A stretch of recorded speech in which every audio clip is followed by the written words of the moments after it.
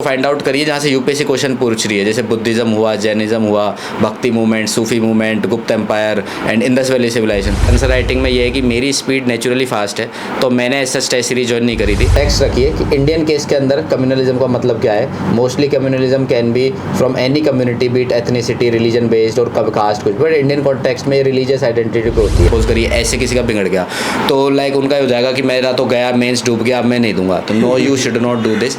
हो सकता है ना कुछ दूसरा कैंडिडेट हो, उसका लास्ट पेपर बिगड़ जाए, तो आप वेट करिए कि उसका बिगड़े, पर आप इन चीज़ों पे ध्यान मत दीजिए। आप कम बुक्स को फॉलो करते हो, तो कौन सी चुनिंदा बुक्स हैं जो कि हर कैंडिडेट्स को फॉलो करनी चाहिए? आईएएस मेरा ड्रीम था, तो सिलेक्शन से भी मैं सेटिस्फाइड नहीं था, तो मैंने उसको दोबारा किया। सोचा कि फेम मिलेगा, पैसा मिलेगा, गाड़ी मिलेगी, बंगला मिलेगा, ये चीज़ होती है, आई कैन अंडरस्टैंड, ये सबको अट्रैक्ट करती है। इसमें आप नहीं कह सकते कि मतलब मैं तो संत पुरुष हूँ कि मुझे ये चीज़ नहीं चाहिए। इट इज़ गुड थिंग, कोई ठीक है। हेलो एवरीवन, वेलकम टू स्टूडेंटों। अभी हमारे साथ हैं तपेंद्र मीना सर, जो कि 2019 के जो यूपीएससी हुआ था उसमें 725 रैंक के साथ सिलेक्ट हुए थे। तो आज हम सर की जर्नी जानेंगे। इसके अलावा सर ने 3 अटैम्प्ट दिए और तीनों बार सर इंटरव्यू के लिए अपीयर हुए हैं और इस बार भी हुए। तो हम सर की आज जर्नी जानेंगे कि उनकी जर्नी किस तरीके की रही, उन्होंने किन बुक्स को फॉलो किया, क्या स्ट्रैटेजी रही, इन सब बातों को हम इस वीडियो में डिटेल में कवर करेंगे। तो अभी तक आपने चैनल को सब्सक्राइब नहीं किया तो चैनल को सब्सक्राइब कर लीजिए, इस वीडियो को लाइक करें एंड आपके जो भी क्वेरीज होते हैं आप हमें इंस्टाग्राम एंड फेसबुक पर मैसेज कर सकते हैं। सर सबसे पहले आप अपना नाम और एजुकेशन बैकग्राउंड बताइए। मेरा नाम तपेंद्र मीना है, मैं भरतपुर डिस्ट्रिक्ट राजस्थान से रहने वाला हूँ एंड मैंने अपनी ग्रेजुएशन जोधपुर से एमबीएम इंजीनियरिंग कॉलेज से करी है, इलेक्ट्रॉनिक्स एंड कम्युनिकेशन इंजीनियरिंग में। और उसके बाद से मैंने सिविल सर्विस एग्जामिनेशन की प्रिपरेशन स्टार्ट कर दी थी एंड अभी प्रेजेंटली मेरा ये 3rd अटैम्प्ट है और मैंने अभी 3rd इंटरव्यू दिया है। एंड प्रीवियस अटैम्प्ट में 2nd अटैम्प्ट में मेरी 725 रैंक आई थी एंड मुझको Indian civil account service allocate हुई थी, बट मैंने ज्वाइन कर लिया है एंड मैं एक्स्ट्राऑर्डिनरी लीव पर हूँ और अभी 3rd अटैम्प्ट के लिए प्रिपेयर कर रहा हूँ। ओके, सो सर आपने कब से प्रिपरेशन करना स्टार्ट किया था, और अगर मोटिवेशन की बात करें, क्योंकि सिविल सर्विसेज की प्रिपरेशन के लिए मोटिवेशन की बहुत ज़्यादा ज़रूरत होती है, तो कहाँ से मिला? मेरे फादर पुलिस सर्विसेज में हैं, तो बचपन से ही मैंने उनके कार्य प्रणाली को देखा है, किस तरीके से वो लोगों की ग्रीवांस रिड्रेसल सिस्टम में रह के कितना हेल्प करते हैं। Like immediately on the spot किसी की प्रॉब्लम को सॉल्व करना, ये एक सिविल सर्वेंट की एक अथॉरिटी के अंदर आता है। तो प्रशासन और पुलिस जो है दोनों इसमें काफ़ी एक्टिव रहे और मैंने बचपन से ही उस चीज़ में जिया हूँ, तो मैं हमेशा से कनेक्टेड रहा सिविल सर्विसेज से। तो ये हमेशा से मेरे लिए एक मेजर मोटिवेशन रहा। मेरे फादर ही मेरे आइडियल पर्सन है और उन्हीं को आइडियल रखते हुए मैंने ये प्रिपरेशन स्टार्ट करी थी और मैं करंटली जो है आईएएस के लिए प्रयास कर रहा हूँ। ओके, सो आपके फादर कौन से पोस्ट पे हैं सर? मेरे फादर राजस्थान पुलिस सर्विस में है और वो presently deputy superintendent of police हैं, जयपुर में पोस्टेड हैं। ओके, सो सर अगर हम बात करें, आपने अभी ये नहीं बताया कि आपने कब से प्रिपरेशन स्टार्ट किया था और फर्स्ट अटैम्प्ट आपने कब दिया, उसका क्या रिजल्ट रहा, हालांकि आपने इंटरव्यू के लिए अपेयर हुए थे? 2017 में ग्रेजुएशन होने के बाद मैंने प्रिपरेशन स्टार्ट करी थी। तो मैंने फ़र्स्ट अटैम्प्ट जो था सेल्फ प्रिपरेशन से करी थी, मैंने कोई कोचिंग वगैरह नहीं करी थी। तो उस साल मैं इंटरव्यू तक अपेयर हुआ था, बट अनफॉर्चुनेटली फाइनल लिस्ट में नाम नहीं आ पाया था। उसका रीज़न था कि मेंस में मेरा स्कोर अच्छा नहीं रहा था और थोड़ा इंटरव्यू में भी कम रहा था। तो ओवरऑल फिर मैंने उसके बाद अपना वर्क स्टार्ट किया दोबारा और उस पर हार्ड वर्क किया, जो भी मेरी कमियाँ थी, और सेकेंड अटैम्प्ट में मैंने मेरा स्कोर जो है राइज अप किया और इंटरव्यू तक मैनेज किया और 725 रैंक भी लेके आया। बट स्टिल मैं अपनी सर्विस से हैप्पी तो हूँ, बट सेटिस्फाइड नहीं हूँ, क्योंकि बचपन से मेरा जो ड्रीम था वो आईएएस या आईपीएस में ही जाने का था।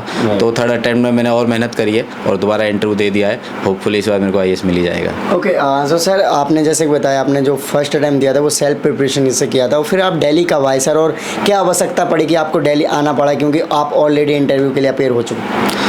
2018 का जो था मेरा फर्स्ट अटैम्प्ट था, तो प्रीलिम्स मेंस की जर्नी जो थी तो मैंने बिना कोचिंग या फिर बिना किसी हेल्प की थी। इंटरनेट पे सोर्सेज अवेलेबल हैं, मैंने वहाँ से करी थी। दिल्ली में आया था 1 से 1.5 मंथ के लिए इंटरव्यू के मॉक इंटरव्यूज़ के लिए मैं आया था। मॉक इंटरव्यूज़ दे के मैं ऐसे चला गया था। उसके बाद सेकंड अटैम्प्ट में दोबारा से मैंने जब मेंस क्लियर किया था 2019 सीएसई में, तब भी मैं दिल्ली 2 महीने के लिए आया था और उस टाइम भी मैंने इंटरव्यू की प्रिपरेशन करी थी और उसके बाद मैं वापस घर चला गया था और पेंडेमिक की सिचुएशन भी चल रही थी। बट आफ्टर सर्विस एलोकेशन मुझको दिल्ली शिफ्ट होना पड़ा, क्योंकि मेरी सर्विस ट्रेनिंग एकेडमी दिल्ली और फरीदाबाद में है। तो प्रेजेंटली मैं दिल्ली रह के ही साथ में प्रिपरेशन कर रहा हूँ। ओके, सो सर जो अभी आपने अटैम्प्ट दिया, आपने बताया कि जो गलतियाँ रह गई थी, जो कमियाँ रह गई थी एक्चुअल कहा जाए, तो सर क्या कमियाँ थी जो आपने पॉलिश किया उनको और अच्छे तरीके से प्रेजेंट? देखिए ओवरऑल जब मैंने ये प्रिपरेशन स्टार्ट करी थी तो काफ़ी कमियां मैंने इसके अंदर महसूस करी थी। फॉर एग्जांपल मैंने हार्डवर्क तो काफ़ी किया था इसमें, बट आई थिंक यूपीएससी के अंदर हार्डवर्क 5 लाख बच्चे जितने भी अपीयर करते हैं सब करते हैं। कोई भी बच्चा मुझे नहीं लगता कि लाइक वो हार्डवर्क नहीं करता, सब अपने सपने पूरे करने के लिए मेहनत करते हैं। बट आई थिंक समवेयर थोड़ा सा स्मार्ट वर्क की भी इसमें ज़रूरत है, थोड़ी स्ट्रैटेजी बनानी पड़ती है कि किस तरीके से अप्रोच करें। यूपीएससी में जो मुझे समझ आया कि इट इज़ नॉट अबाउट कि आप कितना पढ़ के जा रहे हैं या फिर कितना सिलेबस कवर कर रहे हैं, इट इज़ अबाउट कि यूपीएससी क्या डिमांड कर रही है कैंडिडेट से। अगर आपने उस डिमांड को समझ लिया और आप उस डिमांड को हिट कर देते हैं एग्ज़ाम के अंदर, तो I think that can work. तो फर्स्ट अटैम्प्ट में ये मेरी कमी रही कि मैं जैसे मेंस का एग्ज़ाम था तो क्वेश्चन पेपर जैसे आया तो मैं टाइम नहीं ले रहा था, मैं वो लिख रहा था जो मुझे आ रहा था, ना कि जो क्वेश्चन में पूछा जा रहा है। तो इससे मैंने महसूस किया कि मेरा पेपर तो कंप्लीट हो गया था, बट इन केस मेरे नंबर कुछ खास अच्छे आए नहीं थे। जबकि कुछ कैंडिडेट्स मेरे साथ दोस्त ऐसे थे जिनका पेपर भी कंप्लीट नहीं हुआ बट उनके मार्क्स अच्छे आए थे। उनका रीज़न था कि उन्होंने जो क्वेश्चन अटैम्प्ट किए उसमें डिमांड जो क्वेश्चन की थी उसको हिट किया उन्होंने। तो इस पे मैंने काम किया कि जो यूपीएससी की डिमांड है, यूपीएससी जो मांग रहा है कैंडिडेट से, उसकी पर्सनैलिटी में, उसके क्वेश्चंस में, उसके आंसर्स में, तो उस चीज़ पे मैंने मेहनत किया। तो उससे मैंने 725 रैंक सिक्योर करी है और मुझे लगता है कि उस पर और मैं वर्क कर रहा हूँ, तो आई होपफुली मैं इस बार और अच्छी रैंक लेके आ जाऊँगा। ओके, तो सर अगर आपके फादर हैं जो कि अपने टाइम पे अपने बैच में सेकंड रैंक के साथ जैसे आपने बताया टॉपर रहे हैं आरपीएससी में, तो सर आपको कितना सपोर्ट मिला उनसे स्टडी में, देखा जाए किस प्रकार से वो आपकी हेल्प करते हैं? देखिए सिविल सर्विसेज की प्रिपरेशन में मेरे फादर का रोल जो रहा है वो एक इमोशनल सपोर्ट बहुत ज़्यादा रहा है। मेरे को जितना खुद पे कॉन्फिडेंस था उससे कहीं ज़्यादा उनको कॉन्फिडेंस था। पढ़ाई में सच मेरे फादर का रोल इतना नहीं रहा क्योंकि यूपीएससी एक अलग जर्नी है और आरपीएससी उनके टाइम की अलग जर्नी रही। और प्रेजेंटली मेरे फादर पुलिस सर्विस में पोस्टेड है, तो उनका वर्कलोड इतना रहता है कि मैं नहीं चाहता था कि मेरी प्रिपरेशन के कारण वो अपने वर्क पे कोई कॉम्प्रोमाइज़ करे, क्योंकि वो भी देश की सेवा में जुटे हुए हैं। तो मैं नहीं चाह रहा था कहीं भी वो अपनी चीज़ में कॉम्प्रोमाइज़ करे। तो मैंने इस चीज़ का जो अपनी प्रिपरेशन है उसका लोड उन पे नहीं डाला और खुद ही जो है मेहनत करी इसमें। यहाँ तक कि मेरे पिताजी को भी नहीं पता था स्टार्टिंग में मैं यूपीएससी की प्रिपरेशन दे रहा हूँ। मेंस क्लियर होने के बाद ही मैंने उनको बताया था कि मैंने सिविल सर्विस का एग्ज़ाम दिया है। तो काफ़ी खुश भी हुए थे वो। उन्होंने कहा था कि आगे से और अच्छी मेहनत करना और इस बार हो सके तो और अच्छी रैंक लेके आना। ओके, सो सर आप क्या, जैसे कि आपके फादर ने आरपीएससी में सेकंड रैंक लाए, तो आप उनका रिकॉर्ड तोड़ना चाहोगे आगे यूपीएससी वगैरह में? बिल्कुल, मेरे फादर ने एक्चुअली 2 बार क्रैक किया है आरपीएससी। एक बार 89 बैच में किया था और दूसरी बार 94 बैच में किया था। 89 बैच में उनको राजस्थान अकाउंट सर्विस मिली थी जो स्टेट सिविल अकाउंट सर्विस होती है। सिमिलरली 2019 में जो मुझे मिली है वो इंडिया लेवल पे इंडियन सिविल अकाउंट सर्विस मिली है। तो स्टेट से मैंने उसको यूनियन लेवल पे अपग्रेड किया है। एंड उसके बाद मेरे फादर को जो थी 94 में पुलिस सर्विस मिली।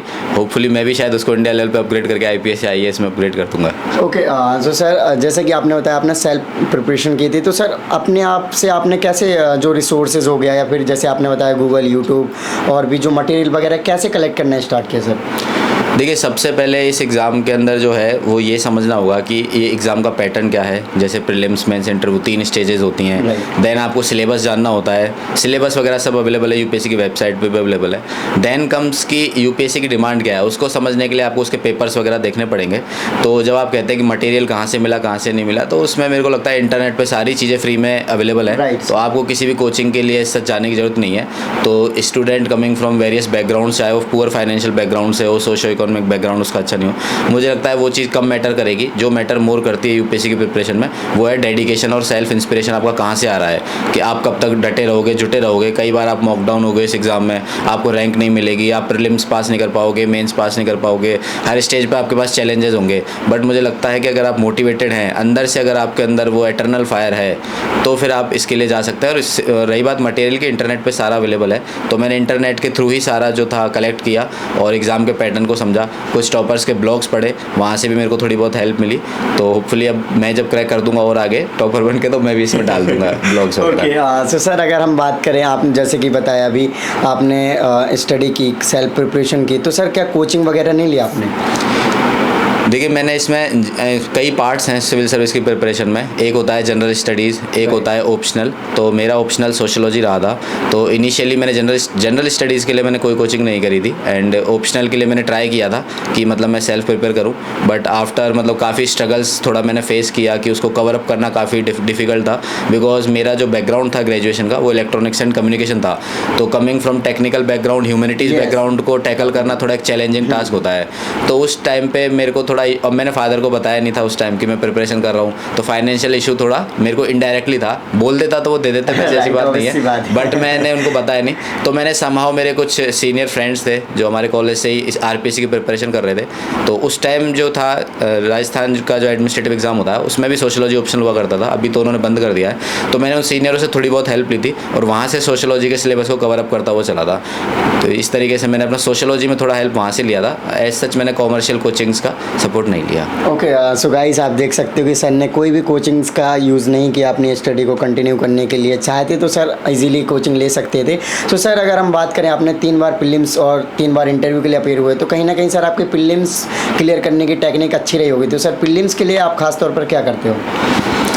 हाँ, ये बिल्कुल सही कहा कि मतलब मेरे काफ़ी बैचमेट्स भी हैं जो लाइक लास्ट ईयर सेलेक्ट हुए थे, बट समहाउ थर्ड अटेम्प्ट में वो अपना प्रीलिम्स भी क्लियर नहीं कर पाए थे। तो प्रीलिम्स इज समथिंग जो बहुत चैलेंजिंग रहता है, और आप चाहे ऑल इंडिया रैंक 1 भी ले आए तो भी आप गारंटी नहीं ले सकते कि you will make it. Even मैं भी अगर 4th अटेम्प्ट में अपेयर होता हूँ तो मैं भी इस चीज़ की गारंटी नहीं लूँगा खुद की कि मेरा प्रीलिम्स क्लियर हो जाएगा। तो इसके लिए थोड़ा सा स्मार्ट वर्क काफ़ी और स्ट्रेटेजी बनानी पड़ती है, गिवन कंडीशन कि आपके पास कितना टाइम है पढ़ने के लिए एंड आपका बैकग्राउंड कितना स्ट्रॉन्ग है ऑलरेडी प्रीलिम्स पर्सपेक्टिव से। क्योंकि यूपीएससी की जो 3 स्टेजेस हैं, हर स्टेज में इसमें अलग तरीके की स्ट्रेटेजी चलती है। प्रीलिम्स में थोड़ा कंसेप्चुअल क्लैरिटी भी चाहिए, फैक्ट्स की रॉट लर्निंग भी चाहिए, और इंटरनेट का एक अच्छे से ऑप्टिमम यूटिलाइजेशन भी चाहिए। मेंस में अलग तरीका चाहिए। तो प्रीलिम्स में जो मेरी स्ट्रेटेजी रहती है वो मोस्टली स्टैटिक पार्ट को टारगेट करने का होता है। यूपीएससी का जो पेपर है वो 2 पार्ट में डिवाइडेड होता है, स्टैटिक और करंट अफेयर। करंट अफेयर में नाम नहीं लूँगा कोचिंग का, बट कुछ मैगजीन्स फेमस हैं तो उनके नाम लाइक PT 365 एंड इस नाम से आती है, तो बच्चे सभी वही कवर करते हैं। सब बच्चे न्यूज़पेपर पढ़ते हैं, Hindu newspaper, but somehow you have to do extra work जहाँ से आपको एक्स्ट्रा एज मिले, क्योंकि prelims is all about getting that edge and that cut off. वो कट ऑफ आपको क्लियर करनी पड़ेगी एंड हर साल ये वेरी करती है। तो स्टैटिक पार्ट जो है मैं उसको अपना स्ट्रेंथ बना के रखता हूँ। एंड स्टैटिक का मतलब यहाँ पे जैसे हिस्ट्री हुआ, ज्योग्राफी हुआ, पॉलिटी हुआ, इकोनॉमी हुआ, एंड करंट अफेयर से भी कनेक्टेड हो जाता है। तो करंट अफेयर को तो देखिए आप पढ़िए, that is very crucial mains के लिए भी, प्रीलिम्स के लिए भी, इंटरव्यू के लिए भी। But static part is something जो प्रीलिम्स क्लियर करने में अप्रोक्सीमेटली, जो मेरा मानना है 75% डोमिनेटिंग जिसका रोल रहता है वो स्टैटिक पार्ट करता है। तो अपने स्टैटिक पार्ट को स्ट्रेंथ बनाइए, अगर आपकी वीकनेस है तो आप उसके काम करिए, और ढूंढिए उन पार्ट्स को जो प्रीलिम्स में ज़्यादा पूछे जाते हैं। इसका एनालिसिस किसी भी बुक में मिल जाएगा, इंटरनेट पे मिल जाएगा। जैसे अगर मैं एग्जांपल दूँ तो अगर मॉडर्न इंडिया की बात करें, मॉडर्न हिस्ट्री की, तो इंडियन नेशनल जो फ्रीडम स्ट्रगल है हमारा नेशनल मूवमेंट, उसमें से काफ़ी क्वेश्चन पूछे जाते हैं। आर्ट एंड कल्चर में अगर आप जाएंगे तो बच्चे पढ़ने लग जाते हैं एंशिएंट इंडिया की उल्टी सीधी किताबें। तो बस प्रॉब्लम यह है कि एंशिएंट इंडिया हमारे सिलेबस का पार्ट नहीं है, हमारे सिलेबस का पार्ट है आर्ट एंड कल्चर, जिसको वो नहीं समझ पाते, और वो ऐसी डीपली बुक्स को पढ़ते हैं जिसको पढ़ने का शायद टाइम ही नहीं, और इसको 5 साल भी पढ़ोगे तो सिलेबस पूरा नहीं होगा। तो आप टॉपिक्स को फाइंड आउट करिए जहाँ से यूपीएससी क्वेश्चन पूछ रही है, जैसे बुद्धिज़्म हुआ, जैनिज्म हुआ, Bhakti movement, Sufi movement, Gupta empire and Indus valley civilisation. तो आई थिंक मेजर टॉपिक्स को आप कवर कर लोगे तो समहाउ आप उस कट ऑफ को क्लियर कर लोगे। उसके बाद आप मतलब जो भी है अपना आगे पीछे का और स्कोर बढ़ा सकते हैं। एंड एक चीज़ और ऐड करना चाहूँगा कि CSET पे प्लीज़ ध्यान दें। CSET आजकल काफ़ी टफ हो गया है। मेरे काफ़ी बैचमेट्स थे जिनकी कट ऑफ क्लियर हुई थी प्रीलिम्स में, बट CSET में वो नहीं पास कर पाए थे। एंड CSET में खुद भी बॉर्डर पे पास हुआ था, तो उस पर मैं ज़्यादा कमेंट नहीं करूँगा, बट आई नो कि CSET काफ़ी डॉन्टिंग टास्क है, तो उसको भी आप कवर करते हुए चलिए। हाँ सर, कहीं ना कहीं ऐसा नहीं लगता कि सर कुछ स्टूडेंट्स फालतू में भी कहने लग जाते हैं कि CSET की वजह से नहीं हुआ? क्योंकि मैंने बहुत सारे स्टूडेंट्स से मिला हूँ, प्रीलिम्स GS तो निकल रहा था बट CSET से रह गए। तो आपको क्या लगता है? देखिए, ये तो पर्सन टू पर्सन डिपेंड करेगा, तो मैं इसको जनरलाइज नहीं करूँगा। तो एज सच मेरे कुछ फ्रेंड्स थे जो लाइक लिटरली जिन्होंने क्रैक किया था प्रीलिम्स, और मेरे से भी अच्छा स्कोर उन्होंने किया था। लाइक मेरा स्कोर जो अप्रोक्सीमेटली 115 के अप्रोक्सीमेटली था, तो एक कट ऑफ से काफ़ी अच्छा ऑप्टिमम उसका अबव वो था। एंड मेरे कुछ फ्रेंड्स के 130 140 भी आए थे प्रीलिम्स में, बट समहाउ CSET में वो नहीं कर पाए थे। तो ये कहना कि कुछ कैंडिडेट्स अपना कोई एक्सक्यूज़ देना चाहें तो हो सकता है वो दे, मैं उस पर कमेंट नहीं करूँगा, उनकी पर्सनल चॉइस है। बट प्लीज़ अगर ऐसा है तो आप एक्सक्यूज़ ना देते हुए इसको एक्सेप्ट करें। अगर आपका GS 1 के कारण नहीं हुआ है सिलेक्शन, तो इसको जो है CSET पे ढींगरा ना फोड़े और उसको एक्सेप्ट करें और उस पर काम करें। क्योंकि यूपीएससी की जर्नी में यही है कि जब आप सिविल सर्विस ज्वाइन करेंगे तो this is what civil service demands, कि आपकी पर्सनैलिटी में जो कमियां हैं आप उसको एक्सेप्ट करें और आप उस पर काम करें। क्योंकि जब आप अपनी पर्सनैलिटी की कमियों में काम कर पाएंगे तभी आप सोसाइटी की कमियों को इम्प्रूव कर पाएंगे। आपको वर्क अल्टीमेटली सोसाइटी के लिए करना है। अगर आप खुद की ही प्रॉब्लम्स को एक्सेप्ट नहीं कर पाओगे तो सोसाइटी की प्रॉब्लम्स को कैसे एक्नॉलेज करोगे और कैसे सॉल्व करोगे।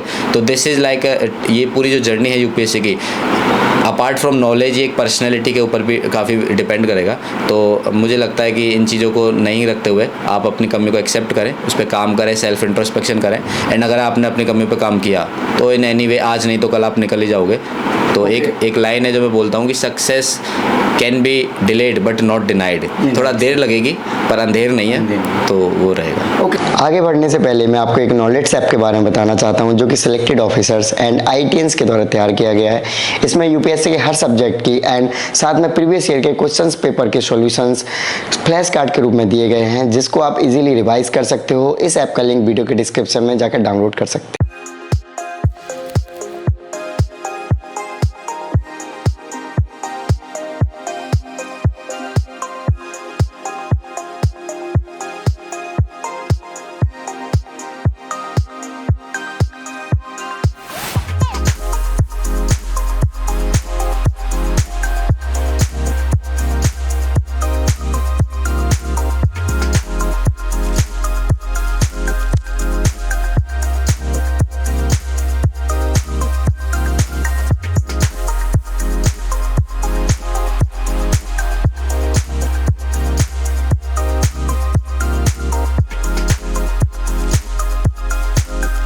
See this is notes of communalism from GS1 जो हमारा सिलेबस का पार्ट है मेंस का।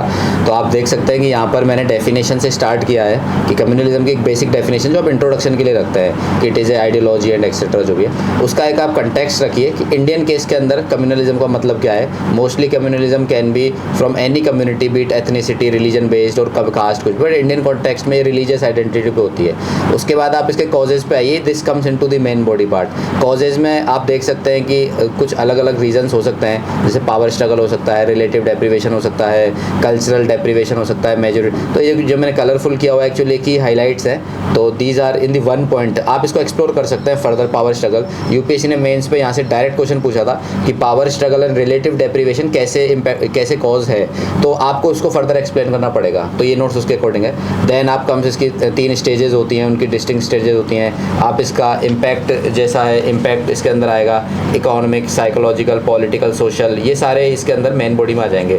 Last as a civil servant आपको वहाँ पे वे फॉरवर्ड भी लिखना होगा, जो कि यहाँ पे लिखा हुआ है कि हम कम्युनलिज्म प्रॉब्लम को कैसे टैकल कर सकते हैं। तो बहुत अच्छी लाइन हम ऑनरेबल प्राइम मिनिस्टर के स्पीच से ले सकते हैं कि सबका साथ, सबका विकास, सबका विश्वास। विश्वास बहुत इंपॉर्टेंट है, क्योंकि ट्रस्ट अगर डेवलप हो जाएगा तो कम्युनिटीज़ में, तो कम्युनलिज्म टैकल हो सकता है। एंड अदर पॉइंट्स आप इस नोट्स में से देख सकते हैं। तो एक introduction, main body, challenges and way forward, this is what they require into the mains exam. Sticker का ये है एक्चुअली स्लिप पैड से मैंने इसको अपडेट किया नोट्स को। तो अर्लियर मेरे नोट्स जो थे मुझे लगा कि इसमें कुछ ऐड कर सकता हूँ, क्योंकि कम्युनलिज्म को आप ऐसे में भी यूज़ कर सकते हैं। तो मैंने यहाँ पे एक्सप्लेन किया है कि किस तरीके से 19th सेंचुरी में इसका क्या मतलब था कम्युनलिज्म का, कि इसमें बस ये था कि इंटरेस्ट जो है डिफरेंट कम्युनिटीज़ के वो डिस्टिंक्ट होते हैं। बट 20th सेंचुरी में कम्युनलिज्म ने टर्न लिया और उसने कहा कि भाई जो इंटरेस्ट हैं डिफरेंट कम्युनिटीज़ के वो डाइवर्ज हो जाएंगे, ना कि डिस्टिंक्ट है। बट जो थर्ड स्टेज थी, जब हमारे कम्युनल राइट्स हुए, पार्टीशन हुआ, उस टाइम ये हुआ कम्युनलिज्म में कि कम्युनिटीज़ के जो इंटरेस्ट थे वो हॉस्टाइल हो गए, इनकम्पेटिबल हो गए, एंटागोनिस्टिक हो गए। तो this is a summary how communalism evolved in India from coming from liberal communalism to extreme and chauvinistic communalism. तो ये एक अपडेट है जिसको आप यूज़ कर सकते हैं मेंस के अकॉर्डिंग टू द क्वेश्चन। तो मैं अपडेट करता रहता हूँ, उस अकॉर्डिंग ये स्लिप पैड मैंने इसमें ऐड किया है। जो सर आपके मेंस के पोर्शन की तरफ जाने के पहले सर आप अपने जॉब के बारे में बता दीजिए कि आपको कौन सी पोस्ट मिली है। और सर क्योंकि यूपीएससी में बहुत सारे सर्विसेज है, तो स्टूडेंट्स में भी कंफ्यूज हो सकते हैं। देखिए 23 सर्विसेज टोटल पहले थी। रिसेंटली 2020 जो बैच है इसके अंदर से इन्होंने रेलवे सर्विसेज को हटा दिया है। रेलवे अब अपना अलग एग्जाम कराएगा, जैसे IRTS सर्विस थी, Indian railway traffic services. Apart from them 4 जो है ग्रुप बी की सर्विसेज हैं, दानिक्स है, दानेप्स है, पुडुचेरी सिविल सर्विस है, पुडुचेरी पुलिस सर्विस है। इन 4 के अलावा जितनी भी 13 to 14 जो सर्विसेज है सारी ग्रुप ए की है। तो IAS एंड IPS जो है वो उसके अंदर ऑल इंडिया सर्विसेज में काउंट होती है। एंड बाकी सारी services IFS, foreign service, Indian revenue service, civil account service, Indian information service and और भी सर्विसेज, ये सारी ग्रुप ए के अंदर कंसिडर की जाती है सेंट्रल गवर्नमेंट में। तो मुझको Indian civil account service allocate हुआ था, तो मैंने वो ज्वाइन भी कर ली है। सर्विस ट्रेनिंग अकेडमी मेरी है, बट मैंने EL पे हूँ मैं, तो मैं छुट्टी लेके दोबारा प्रिपेयर कर रहा हूँ एग्जाम के लिए। एंड आई थिंक सारी सर्विसेज आपको एक अच्छा प्लेटफॉर्म प्रोवाइड करती है कि आप सोसाइटी में कुछ कंट्रीब्यूट कर सकें, सिस्टम में रह के कुछ काम कर सकें। इट इज़ जस्ट कि आपकी प्रेफरेंस है कि आप कौन सी सर्विस के लिए जाना चाहते हैं। तो मोस्टली कैंडिडेट मुझे लगता है कि एक स्टेटस, एक फेम को देख के IAS एंड IPS की तरफ अट्रैक्ट हो जाते हैं। ऐसा नहीं होना चाहिए, बिकॉज IAS एंड IPS जो एक सर्विस है ये अपने आप में प्रेस्टीजियस सर्विस तो है, there is no doubt in that, but with power comes responsibility. ये बात बिल्कुल सही है, क्योंकि इस सर्विस में रह के आप लोगों की जितनी हेल्प कर सकते हैं, मुझे लगता है कि वो एक अनपैरेलल है एंड अनप्रेसिडेंटेड है, किसी और सर्विस में नहीं कर सकते। एंड वही एक रीज़न है जिसका मैं टेक्निकल नाम ले रहा हूँ कि ग्रीवांस रिड्रेसल सिस्टम, जिसके लिए मैं IAS ज्वाइन करना चाहता हूँ, क्योंकि आपके पास वो अथॉरिटी रहती है कि आप किसी भी मोमेंट पे अगर कोई पर्सन, कोई भी इंसान, कोई ऑर्गेनाइजेशन, कोई प्रॉब्लम है तो आप उनकी हेल्प कर सकते हैं। ओके, सो सर अब आप मेंस की बात बताइए कि आप मेंस के पोर्शन को कैसे कवर करते थे और कौन सी बुक्स को फॉलो? देखिए, मेंस की मेरी जो स्ट्रेटेजी रही 3 अटैम्प्ट में इवॉल्व होती रही। There is no fix strategy for mains. जैसे मैंने फर्स्ट अटैम्प्ट में मेंस का जब एग्ज़ाम दिया था तो मेरा ऐसा कुछ खास स्कोर आया नहीं था। I somehow manage to crack it with मतलब एक एवरेज कट ऑफ से ऊपर मैं आ गया था, but to get in the final list you have to crack it with maximum gap from between you and other candidates. तो वो बहुत इंपॉर्टेंट है, क्योंकि मेंस में अगर आपने बहुत अच्छे से क्रैक किया है तो आपका लिस्ट में तो नाम कंफर्म हो जाएगा। देन आपको सर्विस कौन सी एलोकेट होगी वो इंटरव्यू डिसाइड करेगा। Now coming to your question कि कैसे मतलब मैंने स्ट्रेटेजिकली इसका जो भी है किया, तो मैं कहूँगा कि पहले आप थोड़ा टॉपर्स का ब्लॉग भी चेक कर सकते हैं कि उन्होंने मेंस को कैसे चेक किया, बिकॉज मेंस एक ऐसी स्टेज है जहाँ पे कैंडिडेट्स कंफ्यूज हो जाते हैं। सिलेबस बहुत वाइड है, बहुत उसका डोमेन मतलब बहुत अनपैरेलल है किसी भी एग्जाम के कंपेरिजन में। 9 जो पेपर्स होते हैं उसमें 2 रीजनल पेपर्स होते हैं, English and regional language, 7 papers होते हैं, ऑप्शनल होते हैं, GS होता है, देन ऐसे होता है। तो काफ़ी डॉन्टिंग टास्क होता है एंड 3 to 4 मंथ्स ही मिलते हैं। एंड आजकल तो UPSC ने टाइम भी कम कर दिया है, थोड़ा 3 महीने से भी कम का टाइम कर दिया है, तो उस पर काम करना बहुत ज़रूरी है। एंड उसके लिए बेस्ट जो मैंने किया था वो ये था कि मेंस का सिलेबस UPSC ने वेबसाइट पे दिया हुआ है, आप उसको डाउनलोड कीजिए। GS 1 2 3 4 सबका दिया हुआ है एंड ऑप्शनल का भी आपका है। तो आप टॉपिक वाइज उसको अप्रोच करिए। जैसे GS 1 का अगर नाम लूँ तो GS 1 के अंदर मल्टीपल सब्जेक्ट्स हैं। फॉर एग्जाम्पल इंडियन हिस्ट्री है, इंडियन नेशनल मूवमेंट है, आर्ट एंड कल्चर है, सोसाइटी है एंड एनवायरनमेंट है थोड़ा। तो उसमें भी आप ये मत पढ़िए कि अगर इन्वायरमेंट आ गया है या सोसाइटी आ गया है तो आप पूरी एक बुक उठा ली और आपने शुरू कर दिया। नहीं, आपको ये नहीं पढ़ना है। आपको देखना है कि सिलेबस में कौन से टॉपिक्स मेंशन है। For example secularism, regionalism, communalism, ये सोसाइटी का डायरेक्ट पार्ट है। तो इंस्टेड ऑफ बच्चे इन 3 टॉपिक को कवर करने के बजाय पूरी सोसाइटी कवर करने लग जाते हैं, वो सब टॉपिक्स पढ़ने लग जाएंगे, वो पॉवर्टी भी पढ़ेंगे, वो ये भी पढ़ेंगे, वो पढ़ेंगे। देखिए, टॉपिक्स कवर करना is important, there is no doubt, but जो UPSC ने सिलेबस में मेंशन किया है उसको मत छोड़िए। इट इज़ लाइक क्रीम जो है, उस क्रीम को तो आप खाइए पहले, बाकी साइड का जो कॉर्न है उसको देख लो उसको बाद में। पर इस कॉर्न को अगर आपने इस क्रीम को छोड़ दिया और कॉर्न को खाने बैठ गए कि मतलब मैं तो न्यूज़पेपर में से ये भी टॉपिक कवर कर लेता हूँ, वो भी कर लेता हूँ, तो that will create a problem. Mains में more than hard work, it is about how you manage the syllabus, जो मुझे लगता है। और जैसे जैसे मेरे नंबर ऑफ अटैम्प्ट्स बढ़े, मैंने इसी चीज़ को सीखा वहाँ पर कि किस तरीके से आप एक टाइम मैनेजमेंट और मैं ऐड करना चाहूँगा। आंसर राइटिंग बहुत इंपॉर्टेंट होती है। देखिए, आंसर राइटिंग में ये है कि मेरी स्पीड नेचुरली फास्ट है, तो मैंने ऐसा टेस्ट सीरीज ज्वाइन नहीं करी थी। 1-2 बार मैंने टेस्ट की, लाइक सीरीज़ की फ़ीस भी भर दी थी, बट मैं पेपर नहीं दे पाया था क्योंकि मेरा सिलेबस ही कंप्लीट नहीं हुआ था। तो लास्ट मोमेंट तक मैं इसी में रहा कि मेरा सिलेबस कंप्लीट होगा तब मैं टेस्ट लिखूंगा। बट सी, अगर आपकी स्पीड कम है, अगर आपका पेपर कंप्लीट नहीं हो पा रहा है तो आप प्रैक्टिस करिए। मैं कम करता था प्रैक्टिस बिकॉज मेरी नेचुरली स्पीड फास्ट है लिखने की, तो वो और नेचुरली स्पीड फास्ट कब होती है? जब आप रिटेन कर सकते हो चीज़ों को माइंड में। तो आप चीज़ों को रिटेन करिए, कंसेप्चुअल क्लैरिटी बनाइए, टॉपिक्स पे शॉर्ट एंड क्रिस्प नोट्स बनाइए। फॉर एग्जांपल कम्युनलिज्म के मैं ऊपर एक छोटा सा एग्जांपल दे सकता हूँ कि आप कम्युनलिज्म की 2 लाइन में डेफिनेशन लिख लीजिए। कोई भी एक जनरल डेफिनेशन आप लिख सकते हैं कि strong allegiance to a particular community and being hostile to other communities, कुछ भी आप लिख सकते हैं। देन आप इसकी मेन बॉडी पे आइए। मेन बॉडी में आप इसके लिखिए कि कम्युनलिज्म मतलब किस तरीके से जो है डैमेज कर सकता है। मेन बॉडी में आएगा कि इसके कॉजेज़ क्या होता है एंड कॉन्सिक्वेंसेज क्या होते हैं। तो कॉजेज़ हम सब जानते हैं, ट्रस्ट डेफिसिट होता है कम्युनिटीज़ के बीच में, थोड़ा पॉलिटिसाइजेशन हो जाता है, रिलीजन का हो सकता है, कास्ट का हो सकता है, एथनिसिटी का, कोई भी मेजर इशू हो सकता है। देन उसके कॉन्सिक्वेंसेज काफ़ी पब्लिक लॉ एंड ऑर्डर पे क्रिएट करते हैं, देश की जो है सोशल डिसहार्मनी करता है। तो आपको ये सारे नोट्स एक क्रिस्प नोट्स होना चाहिए, लाइक एक पेज में आपके पास सारा होना चाहिए, एक स्केलेटन होना चाहिए, there is a skeleton of body. तो मेंस में होना चाहिए कि हर टॉपिक पे आपका एक स्केलेटन होना चाहिए। तो सपोज करो कल को कम्युनलिज्म का कोई क्वेश्चन आ गया एग्जाम में, तो आपके पास वहाँ 7 मिनट में इतना टाइम नहीं होगा कि आप वहाँ सोचने बैठेंगे कि मैं इसमें क्या लिखूँ। ऑन द स्पॉट आपके पास वो पॉइंट होना चाहिए। बस अब ये होगा कि आप वो स्केलेटन रेडी रखो। क्वेश्चन में जो हल्का सा डिमांड को चेंज किया गया है, क्योंकि यूपीएससी इतना बच्चा हलवा क्वेश्चन भी नहीं देगी कि व्हाट इज़ कम्युनलिज्म, नहीं देगी वो इतना, वो थोड़ा सा मोल्ड करेगी क्वेश्चन को, हल्का सा घुमाएगी। तो आपको उस डिमांड के अकॉर्डिंग अपने आंसर को मोल्ड करना पड़ेगा। बट स्केलेटन अगर आपके पास है तो मुझे लगता है आप उसमें फ्लैश भर सकते हैं एग्जाम में बैठ के। But somehow you have to prepare crisp notes and get ready with your framework. Basic framework, basic structure होना चाहिए एंड उसके अकॉर्डिंग आप वहाँ आंसर लिखिए। तो इस पर प्रैक्टिस बहुत ज़रूरी है। तो मैं शॉर्ट में एक बार रिवाइज करा देता हूँ कि एक तो आपके पास सिलेबस को कवर करिए। फर्स्ट पॉइंट आपका सबसे रहेगा कि कोर टॉपिक्स को कवर करिए जो बार बार रिपीट भी हो रहे हैं यूपीएससी में। तो poverty, social development, these are major issues. Second होगा कि आप आंसर राइटिंग प्रैक्टिस करिए।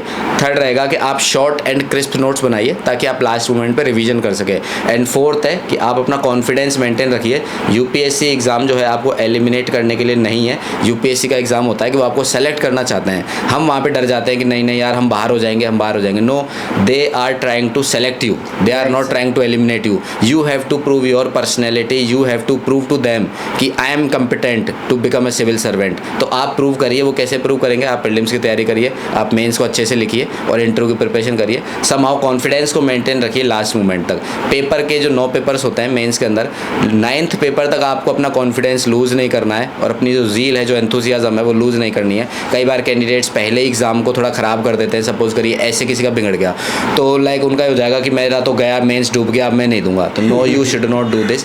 हो सकता है ना कुछ दूसरा कैंडिडेट हो, उसका लास्ट पेपर बिगड़ जाए, तो आप वेट करिए कि उसका बिगड़े, पर आप इन चीज़ों पे ध्यान मत दीजिए। आप अपना ऐसे भी दो, आप अपना GS 1 2 3 सब पे बराबर फोकस रखिए एंड लास्ट में रिवीजन करते रहिए।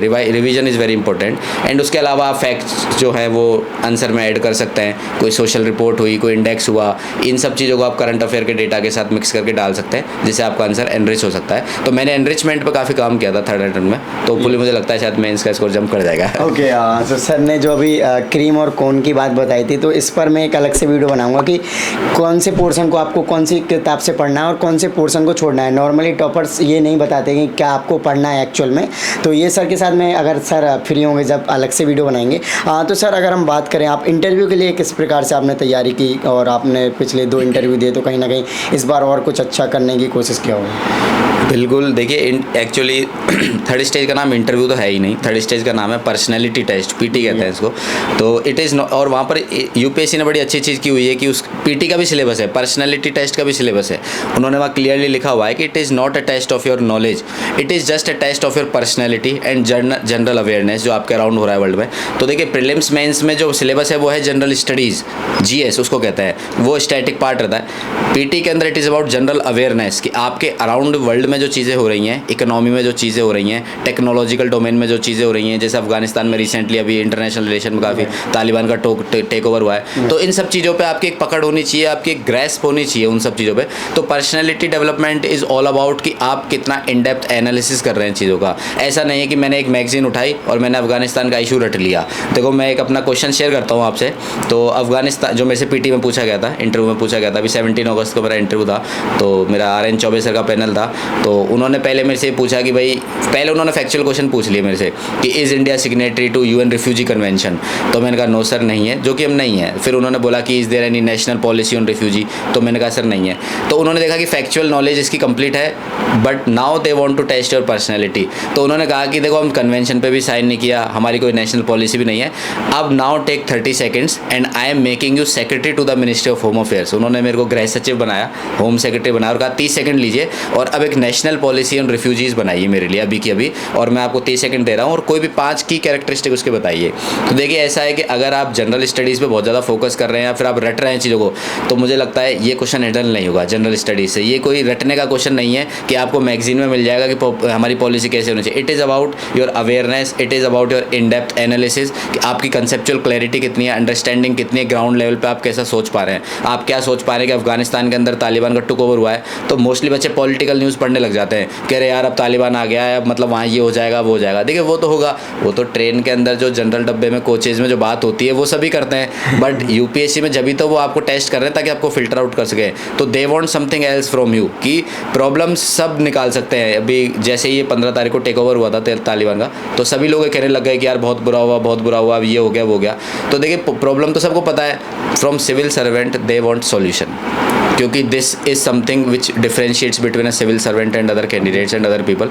अगर आप में वो सॉल्यूशन फाइंडिंग पर्सनैलिटी है तो मुझे लगता है वो आप कर सकते हैं। तो जो नेशनल पॉलिसी ऑन रेफ्यूजीज़ की बात हुई थी, इसमें मैंने काफ़ी इसमें एनालिसिस दिया था कि इंटेलिजेंस रिपोर्ट के ऊपर हमारा ये आधार रहना चाहिए कि नेशनल सिक्योरिटी और इंटरनल सिक्योरिटी है, उस पर कोई खतरा ना रहे, उस हिसाब से हम रेफ्यूजीज़ को दें। फिर इसमें हम ह्यूमन अप्रोच भी दे सकते हैं कि हमारा मतलब जो है उनको हम वाटर, सैनिटेशन, शेल्टर सब प्रोवाइड कराएं, उनको ट्रैक करें कि बाद में वो हमारे लिए खतरा नहीं बन जाए इंटरनल सिक्योरिटी के लिए। जैसे रोहिंग्याज जो है, आईबी ने रिपोर्ट दी थी कि 40% 40,000 जो रोहिंग्याज है वो इंटरनल सिक्योरिटी को थ्रेट है। तो ये सारी चीज़ें आपको अंडरस्टैंडिंग होनी चाहिए जिसको आप वहाँ पे हैंडल कर सको। पर्सनैलिटी टेस्ट में मैं बैक टू आपके क्वेश्चंस पे आता हूँ बेसिक्स में। 3 अटैम्प्ट तक आते आते मेरी पर्सनैलिटी में काफ़ी चेंजेस आए। तो इसके अंदर देखिए सिलेबस जो होता है वो डेफ होता है, डिटेल्ड एप्लीकेशन फॉर्म। उसके अंदर आपका बचपन से लेके सब कुछ डिटेल होता है, आप कहाँ पैदा हुए थे, आपने कहाँ से ग्रेजुएशन करी, किस में ग्रेजुएशन करी, आपका वर्क एक्सपीरियंस, कोई भी आपने सोशल एक्टिविस्ट में कुछ भी सोशल एक्सपीरियंस आपने रखा हो लाइफ में। जैसे मैंने चाइल्ड राइट्स में वॉलंटियर किया हुआ है, child rights organisation, Kailash Satyarthi organisation, मैंने बास्केटबॉल नेशनल लेवल पर खेला हुआ। तो ये सारी चीज़ें वहाँ मैंशन होती हैं, तो they know about you everything, they can ask from that. तो वो देखना चाहते हैं कि आपने अपनी लाइफ में जो एक्सपीरियंसेस किए हैं इसके बारे में आप कितना अवेयर हैं। अभी सपोज करो मैंने बोला कि मैं बास्केटबॉल नेशनल्स खेला हूँ, तो दे वांट टू नो कि प्रेजेंटली जो ओलंपिक हुए थे, अभी टोक्यो ओलंपिक्स जो हुए, अगर उसमें मेरे को ये नहीं पता कि बास्केटबॉल में कौन सी टीम इंडिया हमारी गई है कि नहीं गई, कौन सी टीम चैंपियन बनी है, रनर अप कौन रहा है, तो it is like injustice to my hobby. अगर बास्केटबॉल मेरी हॉबी है तो वो लाइफ टाइम हॉबी रहेगी। ऐसा नहीं है कि मैंने किसी टाइम खेला तो उसको मैं छोड़ दूँ। आज भी मैं उससे कनेक्टेड रहता हूँ हमेशा मेंटली लेवल पे, तो मैंने उन चीज़ों को भी प्रिपेयर किया। हो सकता है जैसे मेरी सर्विस है, ऑल्दो मैंने ट्रेनिंग एकेडमी ज्वाइन नहीं करी, but I need to know about my service जो मुझे एलोकेट हुई है। तो डेफ में ये रहता है कि वो देखना चाहते हैं कि आप कितना अवेयर रहते हैं, आपसे अराउंड जो चीज़ें लाइफ में चल रही हैं आप उनको कितना समझते हैं। ये नहीं कि आप रट के चले जाएं वहाँ पे कि मतलब इंट्रोडक्शन रट लिया कि my name is this and मैं सर ये मैं सोशल सर्विस करने आया हूँ, मैं ये करने आया हूँ, वो करने आया हूँ। वो रटे रटाए आंसर प्लीज़ ना दें। जो आपका ओरिजिनल इंटेंट है, जो भी आपका ओरिजिनल है उसके ऊपर काम करें। एंड मेरी एक थोड़ा इशू था जिस पर मैंने काफ़ी वर्क किया। तो पहले मैं बहुत स्पीडीली बोला करता था, लाइक बहुत फास्ट बोलता हूँ मैं, बट इन एनी वे मैंने इंटरव्यू तक वो प्रैक्टिस किया, तो उस पर मैंने काम किया और थोड़ा स्लो बोलने की कोशिश किया। एंड उसमें ये रहता है कि जब भी आपसे क्वेश्चन पूछा जाता है तो आपको वेट करके आंसर देना चाहिए। इट शोज़ कि you are taking time to think. ऐसा नहीं है कि मतलब तुमने मेरे पे क्वेश्चन फेंका और मैंने आंसर फेंका, ऐसा नहीं होना चाहिए। It is not a quiz. They want you to understand the question, hit the demand of question, what they want to ask exactly उसी पे दीजिए। मेरे को आरबीआई गवर्नर बना दिया था एक सिचुएशन में, बोलते कि आरबीआई गवर्नर हैं और हम एमपीसी के 5 मेंबर हैं, कन्विंस करो हमको कि आप इंटरेस्ट रेट को कम करोगे कि नहीं करोगे। तो एट दैट टाइम मैं ये बोल दूंगा कि नहीं सर मैडम मैं नहीं करूँगा। तो दिस इज़ अ वेग आंसर। आप अपना लॉजिक दीजिए, आप अपना रीज़न रखिए, आप अपना ओपिनियन दीजिए कि मैं क्यों नहीं करूँगा मैम, उसका ये रीज़न है, मैं क्यों करूँगा मैम, उसका ये रीज़न है। तो इट शोज़ योर पर्सनैलिटी कि अगर आप कोई आंसर दे रहे हैं तो उसका कितनी समझ के साथ दे रहे हैं। ये नहीं कि यस नो में एक वेग आंसर दे दिया या फिर कुछ भी बिना सोचे समझे बोल दिया। जैसे मेरे से क्वेश्चन पूछा था प्राइवेटाइजेशन ऑफ बैंक्स, मेरे से बोला कि आपको मैनेजर बनाया जाता है बैंक का और आप बताइए प्राइवेटाइजेशन पर आपका क्या कहना। तो मैंने वहाँ पर क्लियरली बोल दिया कि सॉरी मैडम मेरी इसमें प्राइवेटाइजेशन डोमेन में लिमिटेड नॉलेज है तो मैं इस पर नहीं बोल पाऊँगा। तो दिस शोज़ माई ऑनेस्टी, क्योंकि मुझे वो मान नहीं आता था तो मैंने उनको बोल दिया। अभी मैं इसमें झूठा कोशिश करने लग जाऊँ कि नहीं मैडम वहाँ तो ऐसा हो जाएगा वैसा हो जाएगा, तो it shows my dishonest part. It shows कि मतलब मैं ज़बरदस्ती करने की कोशिश कर रहा हूँ। You need to accept where you are weak. क्यों? जब आप एक्सेप्ट करोगे तभी आप उस पर काम कर पाओगे। अगर आप एक्सेप्ट ही नहीं करोगे और वहाँ पे शुरू हो जाओगे तो this is not a good attribute in your personality. तो मैंने इन चीज़ों पे काम किया कि trying to be polite, trying to be slow and working on everything like general awareness, सारी चीज़ों पे काम करें एंड अपनी पर्सनैलिटी को एक सॉल्यूशन फाइंडिंग सिविल सर्वेंट की तरह मोल्ड किया। तो मुझे लगता है कि सॉल्यूशन फाइंडिंग एंड ऑप्टिमिस्टिक हमेशा रहना चाहिए। किसी भी चीज़ की कोई प्रॉब्लम क्रिएट होती है लाइफ में उसका एक सॉल्यूशन भी है। ये नहीं कि बस दुखड़ा लेके बैठे कि अब कुछ नहीं हो सकता, ऐसा नहीं है। Don't be pessimistic. अगर आपका सिलेक्शन नहीं हो रहा है तो आपका सिलेक्शन होगा, आप उस पर वर्क करिए, एक्सेप्ट करिए कि आपने कहाँ गलती करी। प्रीलिम्स में आप पास नहीं हुए, आप मेंस में पास नहीं हुए, इंटरव्यू के बाद आपका सिलेक्शन नहीं हुआ, तो तो एक्सेप्ट इट। मैंने भी फर्स्ट अटैम्प्ट में जब मेरा नहीं हुआ था तो पहले तो 2-3 दिन तक मेरे को बहुत बुरा लगा कि यार ये पैनल ही गलत मिल गया मुझको, कि मेरी कॉपी गलत तरीके से चेक हो गई होगी, मेरे साथ ये गलत हुआ। That was not a good sign of a personality. तो उस टाइम फिर मैंने इस पर काम, मैंने थोड़ा सोचा, देन आई एक्सेप्टेड कि it was my part, it was my default. तो मैंने उस पर काम किया, तो देखिए सेकंड अटेम्प्ट में मैं सेलेक्ट भी हो गया। एंड फर्दर जब मेरी रैंक आई तो मैंने उस पर और वर्क किया है कि मेरी रैंक अगर आई है तो मैं इसको और कैसे इंप्रूव कर सकता हूँ। तो इसमें ये नहीं रहना चाहिए कि आप पॉजिटिव चीज़ों को ढूंढे जा रहे हैं। अपने नेगेटिव्स को टारगेट करिए, अपना क्रिटिकल कंस्ट्रक्टिव क्रिटिसिज्म रखिए, जो भी आपकी छोटी छोटी कमियां उस पर काम करिए। एंड आई एम होपफुल कि अगर हर कोई एक मेहनत करता है तो not only in civil service, आप अपनी रियल लाइफ में भी सक्सेसफुल हो जाएंगे। ओके, तो सर अगर हम बात करें जैसे कि आप कम बुक्स को फॉलो करते हो, तो कौन सी चुनिंदा बुक्स हैं जो कि हर कैंडिडेट्स को फॉलो करनी चाहिए? देखिए, बुक्स बेसिक स्टैंडर्ड्स बुक सभी बच्चे पढ़ते हैं, तो आई थिंक जो मैं नेम भी अगर लूँगा तो हर कोई उससे फेमिलियर हो जाएगा। जैसे एक तो ओल्ड एनसीईआरटीज़ हर कोई प्रेफर करता है, हिस्ट्री के अंदर हम ओल्ड एनसीईआरटीज़ पढ़ते हैं। Geography, there is no alternative to spectrum and Bipin Chandra book in case of modern India. बस ये जो स्टैंडर्ड बुक्स हैं ये तो आपको कवर अप करनी ही है, बट इट इज़ अबाउट कि स्टैंडर्ड बुक्स को तो आप कवर अप करिए, बट आप पैटर्न को एनालाइज करिए। यूपीएससी कंटिन्यूसली पैटर्न बदल रही है अपना। जैसे पहले मॉडर्न इंडिया की जो हमारी ये स्पेक्ट्रम की बुक है, इससे काफ़ी क्वेश्चन आया करते थे, बट 18 और 19 में यूपीएससी ने हवा में उड़ा दिया इस बुक को। एंड लाइक क्वेश्चन इधर उधर से आए, पता नहीं कहाँ से आए। तो मेरे को किसी ने रिकमेंड किया कि यार बंदोपाध्याय की बुक पढ़ो, एंड बंदोपाध्याय की एक हिस्ट्री की बुक है पार्टीशन, प्लासी टू पार्टीशन। तो मुझे बोला कि इसमें से क्वेश्चन आ रहे हैं, तो अब सपोज करिए मैं वो बुक पढ़ लूँ और यूपीएससी के एग्जामिनर वहाँ से बुक बदल देंगे, तो आप कितनी बुक पढ़ोगे? तो इट इज़ नॉट कि आप कौन सी बुक को टारगेट कर रहे हैं, इट इज़ अबाउट कि आप जो चीज़ पढ़ रहे हैं उसको अच्छे से पढ़ें, उन टॉपिक्स को अच्छे से कवर करें।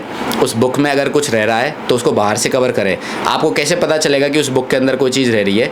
इसके लिए आपको प्रीवियस ईयर के पेपर्स देखने पड़ेंगे।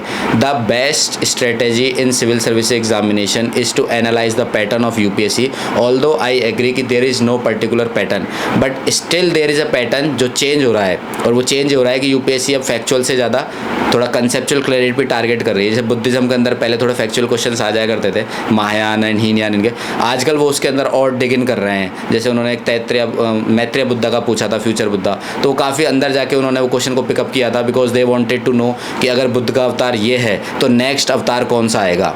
तो दिस इज समहाउ एक लाइक स्टूडेंट में क्यूरियोसिटी है कि यार लाइक उन्होंने इतना अच्छा किया, बुद्धिज़्म को प्रमोट किया, तो like who is the next अवतार जो बुद्धिज़्म में आ सकता है, जो बुद्धिज़्म की वैल्यूज़ को प्रमोट करे, पीस को प्रमोट करे वर्ल्ड के अंदर, क्योंकि केओस बहुत है वर्ल्ड के अंदर। तो इस हिसाब से आप ये देखिए कि यूपीएससी की डिमांड क्या है, पैटर्न क्या है, और उसके अकॉर्डिंग अपनी बुक फिक्स रखिए। इधर उधर बदलने की मुझे नहीं लगता ज़रूरत है। जैसा कि आप देख सकते हैं मेरी आज भी स्पेक्ट्रम की मॉडर्न इंडिया फिक्स रखी हुई है यहाँ पर, एंड ये मेरी लक्ष्मीकांत की बुक है। तो मेरे 3 अटैम्प्ट हो चुके हैं, बट स्टिल मेरी बुक्स चेंज नहीं हुई। इन्होंने मेरा शुरुआत से साथ दिया है और इन पे भरोसा रखिए, तो ये आप पे भरोसा रखेंगी, एंड यूपीएससी में आप डेफिनेटली इन बुक्स के थ्रू निकाल सकते हैं। इंटरनेट का यूज़ डेफिनेटली करिए, अपडेट करते रहिए बुक्स को। नई बुक्स लेने का मुझे नहीं लगता ज़्यादा रोल है, हर साल अपडेट आएगा देखो, तो इंटरनेट पर आप अपलोड वो अपडेट कर लीजिए। तो सर जैसे कि आप ट्रेनिंग में भी थे और अपने टाइम को कैसे मैनेज किया सर? क्योंकि हर बार जो यूपीएससी की प्रिपरेशन होती है बिल्कुल जीरो से स्टार्ट करनी होती है, कहीं ना कहीं क्या पता आपने इंटरव्यू दिया और अगले अटैम्प्ट में आपका प्रीलिम्स भी ना निकले, तो आपने कैसे मैनेज किया प्रिपरेशन को सर? देखिए 4 अगस्त को रिजल्ट आया था लास्ट ईयर CSE 19 का, and it was best day of my life, क्योंकि मेरा रिजल्ट आ गया था और सिलेक्शन हो गया था उसमें। बट 4 अक्टूबर को नेक्स्ट हमारा CSE 20 का एग्ज़ाम होना था, प्रीलिम्स का डेट था, एंड मैं लबासना जाना था, मेरा ड्रीम था वो लबासना जाऊंगा, और सिलेक्शन होने के बाद मैं एलिजिबल भी था, मेरे को जाना था। But somehow there was a dilemma, choice करनी थी मुझको कि मैं लबासना जाऊं या दोबारा एग्ज़ाम दूं, क्योंकि पहले ही रहता था कि प्रीलिम्स का रिजल्ट आ जाया करता था, तो जो बच्चे क्वालिफाई नहीं करते थे वो लबासना चले जाते थे। It is for selected candidates. But this time क्या हुआ, पेंडेमिक के कारण सिचुएशन कुछ ऐसी आई कि लबासना की जो डेट थी एंड प्रीलिम्स की डेट क्लैश कर गई, एंड लबासना हमको मैसेज आया कि आप एक चीज़ ही चूज़ कर सकते हैं, ईदर लबासना और prelims, you can not choose both. तो फिर मेरा जो था ड्रीम लबासना तो था, but at the same time IAS मेरा ड्रीम था, क्योंकि लबासना तो 3-4 महीने के लिए ही होती है, एंड IAS बनने के बाद में दोबारा लबासना चला था, तो मैंने लबासना को स्किप कर दिया था without thinking at a point, मैंने कोई हेजिटेशन के बिना लवासना को स्किप किया। मैंने वहाँ पे लेटर लिख दिया कि सर मैं अटेंड नहीं करूँगा लवासना, मैं दोबारा CSE 20 के लिए दे रहा हूँ। तो आपने जो ये क्वेश्चन पूछा कि ट्रेनिंग के दौरान आपने कैसे मैनेज किया, सर मैंने ट्रेनिंग ज्वाइन नहीं करी थी उस टाइम, मैंने लवासना को स्किप कर दिया था। एंड मैंने उसको सेव किया है कि दिस टाइम अगर मैं IAS बन जाऊँगा तो मैं लवासना दोबारा चला जाऊँगा, कोई दिक्कत नहीं है। लवासना तो आप जा सकते हो, दोबारा सिलेक्शन हो जाओगे। तो it was about IAS for me, IAS मेरा ड्रीम था। तो सिलेक्शन से भी मैं सेटिस्फाइड नहीं था, तो मैंने उसको दोबारा किया। तो प्रीलिम्स एंड मेंस हो चुका था हमारा, 17 जनवरी को हमारा मेंस कंप्लीट हुआ था। उसके बाद 18 जनवरी को मैंने ज्वाइन कर लिया मेरी ट्रेनिंग एकेडमी, और अभी रिसेंटली मैंने इंटरव्यू के लिए लीव ले ली है। तो मैनेज हो जाता है, थोड़ा गवर्नमेंट में रूल्स हैं, थोड़ा रिलैक्सेशंस हैं। अगर आप लीव ले सकते हैं तो लीव ले लीजिए, एंड आप लीव के बिना भी पढ़ सकते हैं, तो it is manageable I think. Okay, so आपके अकॉर्डिंग सर आइडियल टाइमिंग मतलब डेली कितने आवर्स पढ़ना चाहिए एक स्टूडेंट्स को UPSC में? I will be very honest in this, मतलब क्योंकि मैं खुद एक एस्पिरेंट, हर एक टॉपर जो होता है, हर एक सेलेक्टेड कैंडिडेट होता है, वो एस्पिरेंट मोड से स्टार्ट करता है। हमारे भी मन में ये बहुत आता था कि कोई हमसे कह देता था कि यार हम 12 घंटे पढ़ते हैं, कुछ कह देते थे हम 16 घंटे पढ़ते हैं, कुछ कहते जी नहीं हम तो 5 घंटे पढ़ते हैं। और फिर वही घिसा पिटा डायलॉग आता था कि यार आवर्स आपके मैटर नहीं करते, quality matters, quality of study. तो ये चीज़ें मैंने भी, हाँ स्मार्ट स्टडी, ये चीज़ मैंने भी फेस करी है। तो हम भी कभी कभार देख लेते थे टॉपर होगा थोड़ा बहुत कि भाई कितने घंटे पढ़ना चाहिए।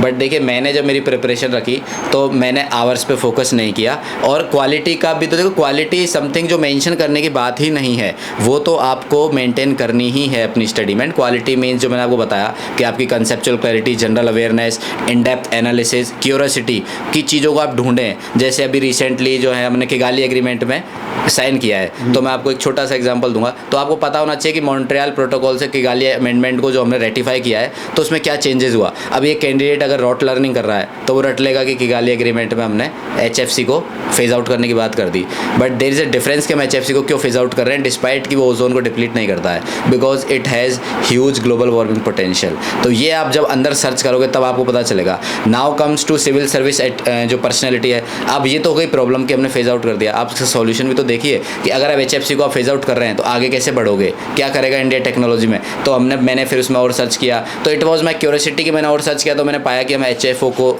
जो है हैंडल कर सकते हैं, हाइड्रोफ्लोरो ओलेफिन। तो इस टाइप की चीज़ों को पढ़ते टाइम आप थोड़ा ध्यान रखिए कि मतलब आप सॉल्यूशन सीकर भी रहिए, पढ़ते टाइम उसको मैनेज भी करिए। तो मुझे लगता है इस तरीके से चीज़ हैंडल हो जाती है। ओके, तो सर जो नए स्टूडेंट्स हैं जो UPSC की जर्नी में आना चाहते हैं तो उनके लिए आपका क्या मैसेज रहेगा सर? मैसेज ये रहेगा कि प्लीज़ प्रेस्टीज, फेम, स्टेटस, इन चीज़ों को देख के सिविल सर्विस की तरफ ना बढ़ें तो बेटर होगा। देयर इज़ अ रीज़न कि सिविल सर्विस को स्टील फ्रेम कहा जाता है ब्यूरोक्रेसी का। तो उसका मतलब समझिए आप, स्टील फ्रेम क्यों कहा जाता है। स्टील फ्रेम का मतलब है कि हमारे इंडिया की सोशो इकोनॉमिक कंडीशन इतनी रही है, इंडिपेंडेंस से पहले जो है कॉलोनियल टाइम से उतना लूटा है अंग्रेज़ों ने हमको। तो पॉवर्टी बहुत ज़्यादा, चर्निंग पॉवर्टी है इंडिया में। सोशो इकोनॉमिक कंडीशन जो है गरीबों की, लोगों की प्रॉब्लम्स हैं, सबकी डिफरेंट, हमारी इतनी डाइवर्सिटी है जोग्राफिकल, कल्चरल, रीजनल, तो हमारे चैलेंजेस भी डिफरेंट हैं। तो सिविल सर्विस इज़ समथिंग जो एक वो प्लेटफॉर्म है जहाँ पे वो सारे लोग आ सकते हैं और अपनी प्रॉब्लम्स का सॉल्यूशन मांग सकते हैं। और सिविल सर्वेंट की ड्यूटी होती है कि वो सॉल्यूशन को प्रोवाइड करे without being corrupt, without being favouritism to, without giving favouritism to any other person. तो एक समझिए सिविल सर्विस की डिमांड क्या है, सिविल सर्विस का रोल क्या है, एंड आप सिविल सर्विस में क्यों आना चाहते हैं। देखिए अगर आप एक्सटर्नल मोटिवेशन के कारण आए, सपोज करिए आपने सोचा कि फेम मिलेगा, पैसा मिलेगा, गाड़ी मिलेगी, बंगला मिलेगा, ये चीज़ होती है, आई कैन अंडरस्टैंड, ये सबको अट्रैक्ट करती है। इसमें आप नहीं कह सकते कि मतलब मैं तो संत पुरुषों की मुझे ये चीज़ नहीं चाहिए। इट इज़ गुड थिंग, कोई ठीक है, सबको जॉब सिक्योरिटी चाहिए, सबको कैरियर प्रोग्रेशन चाहिए, but this is secondary. Permanent thing is कि सिविल सर्विस का रोल क्या है एंड आपका इंटरनल मोटिवेशन क्या है। क्योंकि 3 दिन तक आपका एक्सटर्नल मोटिवेशन रहता है, चौथे दिन वो डाउन हो जाएगा। तो मेरा बिगनर्स को है ये रहेगा कि आप प्लीज़ अपना इंटरनल मोटिवेशन ढूंढिए, उसको पकड़ के बैठिए और फिर प्रिपरेशन करिए। जब भी आपको लो फील हो तो आप उस इंटरनल मोटिवेशन को याद करिए कि मैंने क्यों प्रिपरेशन स्टार्ट करी, कि मैं लोगों की हेल्प कर पाऊंगा कि नहीं कर पाऊंगा, या फिर मेरे पेरेंट्स का ड्रीम था, या मेरी फैमिली का ड्रीम था, या मुझे कुछ करना है सिस्टम एंटर, जो भी आपका मोटिवेशन है आप उसको पकड़ के बैठिए एंड स्ट्रेटेजिकली पढ़ाई करिए। मार्केट के अंदर बहुत ज़्यादा मार्केट का मेरा मतलब है स्टडी जो इंडस्ट्री है, UPSC की जो प्रिपरेशन इंडस्ट्री है, इसके अंदर काफ़ी आपको टॉपर्स के ब्लॉग्स भी मिलेंगे, कोचिंग इंडस्ट्रीज़ भी मिलती है। तो ये स्टूडेंट्स के लिए बहुत टफ हो हो जाता है कि वो पिकअप क्या करे। राइट। पहले यूपीएससी की प्रॉब्लम ये थी प्रिपरेशन में कि सोर्सेज नहीं था, स्ट्रेटेजी नहीं थी। अब प्रॉब्लम ये हो गई है कि सोर्सेज एंड स्ट्रेटेजी इतनी ज़्यादा हो गई है कि स्टूडेंट कंफ्यूज्ड हैं कि मैं कौन सी स्ट्रेटेजी को फोकस करूं। तो देखिए, इसमें एक ही लाइन बोलूँगा कि सुनो सबकी, करो मन की। आप स्ट्रेटेजी सबकी पढ़िए, अपने अकॉर्डिंग मॉडिफाई करिए, अपने अकॉर्डिंग मोल्ड करिए। अगर नंबर ऑफ़ आवर्स आपके लिए मैटर करते हैं तो आप उस पर फोकस करो। बुक्स आपके लिए मैटर करती है तो आप बुक्स अपने अकॉर्डिंग रखो। नोट मेकिंग ज़रूरी नहीं है कि टॉपर जैसी बनानी है, किसी की Air 1 आ गई, किसी की Air 2 आ गई, ऐसा नहीं है। नोट आप अपनी कन्वीनियंस के अकॉर्डिंग बनाइए, क्योंकि उस टॉपर के जो आप नोट्स देख रहे हैं वो उसने अपनी कन्वीनियंस से बनाए। उसने तो नहीं पूछा तुमसे कि मैं एस्पिरेंटो के लिए बना रहा हूँ। आप अपने लिए बनाइए कि आप एग्जाम में जाकर उसको लिख सकें, रिप्रोड्यूस कर सकें। तो आप अपनी स्ट्रेटेजी को अच्छे से इवॉल्व करते रहिए प्रिपरेशन में, और एक स्ट्रेटेजी अच्छी रखिए और शॉर्ट एंड क्रिस्प रखो इसको। लाइक मतलब दिमाग में ये नहीं रखना कि मतलब यार कि इतनी बड़ी जर्नी है, ठीक है, ये फेज़ वाइज चलेगी, प्रीलिम्स आएगा, मेंस आएगा। तो जो राइट नाउ आपके सामने उसको टारगेट करिए। जैसे 10 अक्टूबर को प्रीलिम्स आ रहा है, तो उसके लिए मैं ऑल द बेस्ट कहना चाहूँगा सभी कैंडिडेट्स को। तो आप उस प्रीलिम्स को टारगेट करिए। इस टाइम पे इंटरव्यू के बारे में मत सोचिए, क्योंकि करंटली इंटरव्यू चल रहे हैं CSE 2020 के। तो काफ़ी कैंडिडेट्स वीडियो देख के थोड़ा वो जाते हैं कि अरे यार इंटरव्यू चल रहा है, इंटरव्यू में ऐसे क्वेश्चन पूछे जाते हैं तो मैं पढ़ लूँ क्या। अरे जब आप उस पर क्वालिफाई होंगे, जब आप पढ़ लेना। तो बिगिनिंग स्टेज में आप अपना बेस स्ट्रॉन्ग करिए, NCERTs पे फोकस करिए, स्टैंडर्ड बुक पे फोकस करिए, प्रीवियस ईयर क्वेश्चन पेपर्स को एनालाइज करिए एंड प्रैक्टिस करिए। एंड अपने आप को हेल्दी रखिए, अच्छी डाइट फॉलो करो, एक्सरसाइज करो। Mentally and physical fitness matters a lot in this preparation, because बहुत ज़्यादा एग्जॉस्टिंग प्रोसेस है, टफ है बट वर्दी है। तो ऑल द बेस्ट उसके लिए। Okay, so thank you so much sir, आपने काफ़ी अच्छा बताया। और सो आई होप गाइस कि आपको अच्छा लगा होगा ये वीडियो। सो अभी तक आपने चैनल को सब्सक्राइब नहीं किया तो चैनल को सब्सक्राइब कर लीजिए, इस वीडियो को लाइक करें। एंड आपके जो भी क्वेरीज होते हैं आप हमें इंस्टाग्राम एंड फेसबुक पर मैसेज कर सकते हैं। इन सभी के लिंक वीडियो के डिस्क्रिप्शन में। जय हिंद।